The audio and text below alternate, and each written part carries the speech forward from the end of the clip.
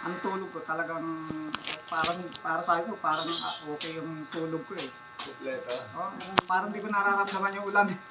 Oo nga. Masarap. Yun na nga yung ulan dito sa amin, medyo malakas kaya. Tapos yung umaga, nagpatakuli ako. Pilatos na tayo Bago kumain, nag-ano muna ako. Oh, dito ka. Talagang ang bilis ko ng magutom. Dati may hina akong kumain na eh. Siyempre nagkakailan. May hina na akong kumain. Ngayon, iba yung nararamdaman. Pero pag dumingon naman, talagang Palabas na. maluwag. Kasi may time na pag ayoko na kumain ng saging. Tulad ng puti mo. Pampatigas kasi. Opo, totoo. Ngayon, nakakadalawang nakakadalawang dumi.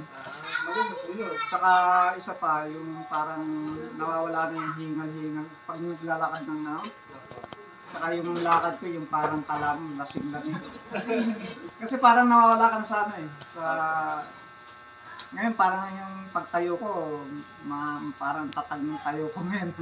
So, Parang yung nagbabago yung yung pakiramdam mo. So, yung ang ganda na experience Ibig niya. sabihin, nun, ramdam niya. Hindi, ilang beses pa lang ako nagpapatak. Nararamdaman ko yung parang pagbabago. Hindi ako nagsisinungaling, hindi po kaharap sila. Kaya gusto ko ma-experience muna yun. Para pagdating sa family, maganda yung i-present ko. Sa ayos sa pagtulog, nawala yung pag-ipunan. Gusto ko maanoan ito, yung mga medyo may edad-edad na rin.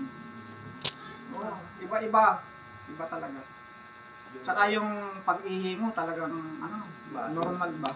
Ano po siya, maganda po siya sa mga meron. Parang parang nililinis yung mo. Ni-scan niya kung ano yung mga Yung katawan. problema. Yun. Sa gabi may mararamdaman parang gumagana.